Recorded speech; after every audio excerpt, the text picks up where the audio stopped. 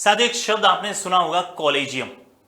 तो आज उसी कॉलेजियम को लेकर बात करते हैं कि कॉलेजियम है क्या और कहां कॉलेजियम की आवश्यकता पड़ी और क्या संविधान में कॉलेजियम जैसे शब्दों का प्रावधान है या नहीं, या फिर बीच में 99 संविधान संशोधन अधिनियम 2014 जो 2015 में लागू हुआ, लेकिन 2015 में ही सुप्रीम कोर्ट ने एक संवैधानिक बेंच, जस्टिस JS खेर की संवैधानिक बेंच ने क्यों 99 संशोधन को असंवैधानिक मानते हुए पुनः कॉलेजियम की शुरुआत कर दी।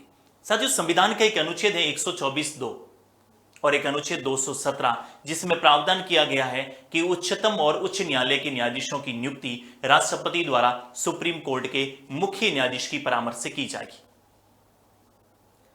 124(2) में सुप्रीम कोर्ट के न्यायाधीशों के लिए प्रावधान है और 217 में हाई कोर्ट के न्यायाधीशों की नियुक्ति को लेकर प्रावधान है।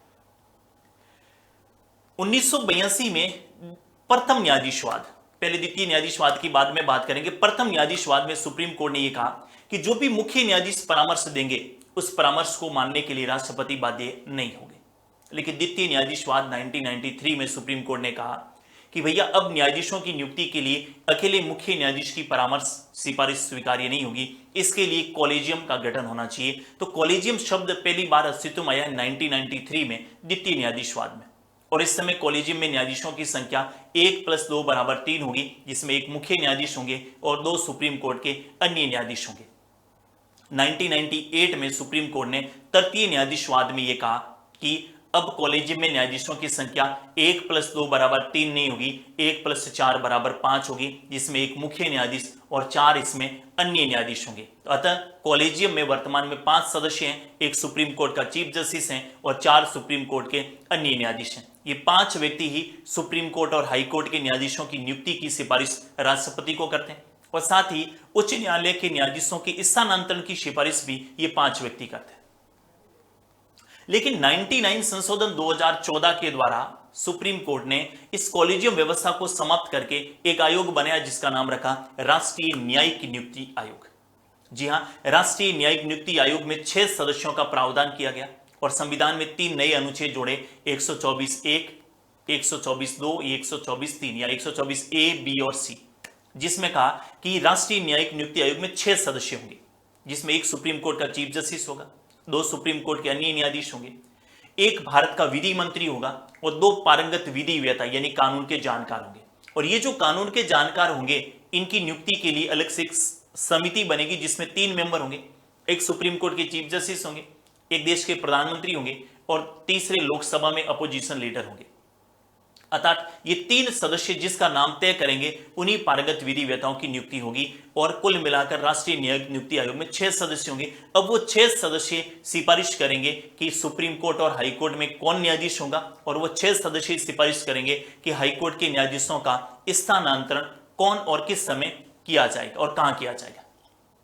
13 अप्रैल 2015 को यह राष्ट्रीय न्यायिक नियुक्ति आयोग लागू होता है, लेकिन 16 अक्टूबर 2015 को जस्टिस JS खेर की संवैधानिक पीठ के द्वारा 99 कॉन्स्टिट्यूशन अमेंडमेंट एक्ट को असंवैधानिक मानते हुए उसे रद्द या समाप्त कर दिया और पुनः कॉलेजियम की सिफारिश कर दी। तो वर्तमान में न्यायाधीशों की नियुक्ति राष्ट्रपति करते हैं और राष्ट्रपति कॉलेजियम की सिफारिश पर करते हैं और इस कॉलेजियम में 5 सदस्य होते हैं, एक सुप्रीम कोर्ट का चीफ जस्टिस और 4 सुप्रीम कोर्ट के अन्य न्यायाधीश।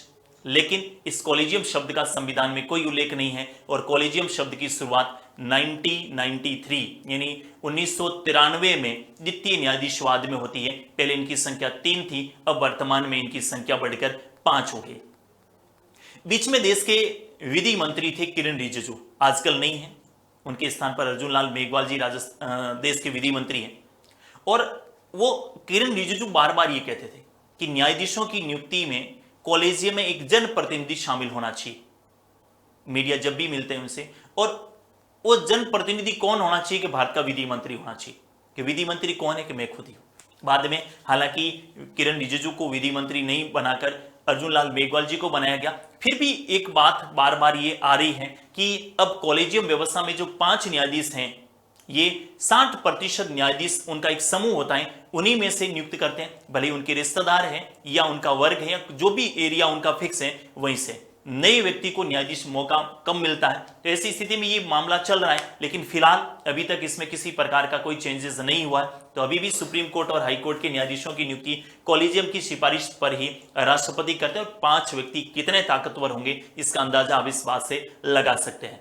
और अभी उत्कर्ष के दिवाली फेस्टिवल में उत्कर्ष के तमाम जो आरएस के ऑनलाइन कोर्सेज हैं उन पर अप टू 90% का विशेष डिस्काउंट चल रहा है। अगर आपका भी सपना एक सिविल सेवा में जाना है, अगर आपका भी सपना एक प्रशासनिक अधिकारी बनने का, अगर आपका भी सपना समाज, परिवार, गांव और देश में अपनी स्थिति को मजबूत करना है, अपनी घर वालों की स्थिति को मजबूत करना है, अगर आपका भी सपना है कि बहुत हो गया अब मेरी खुद की कुछ पहचान बने, और आपका भी सपना है कि मैं मेरे परिवार का पहला एक प्रशासनिक अधिकारी बनूं, तो उत्कर्ष के साथ जुड़कर आप अपने सपने को हकीकत में बदल सकते हैं।